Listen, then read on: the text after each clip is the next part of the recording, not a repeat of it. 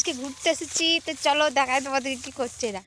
ঘুরতে বলতে আমরা রিলস করতে এসেছি। তার মধ্যে ওই খেজুর গাছে যে কলসিগুলো বাঁধা থাকে ওগুলো আমরা দেখতে পেয়েছি, কারণ এই সময়টাতেই খেজুরের রস তারপর গুড় তৈরি হয়।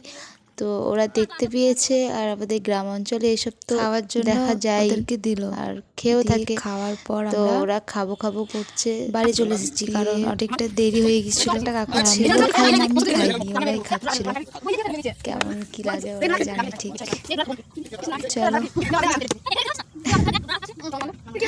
ডোরা পেয়েছে।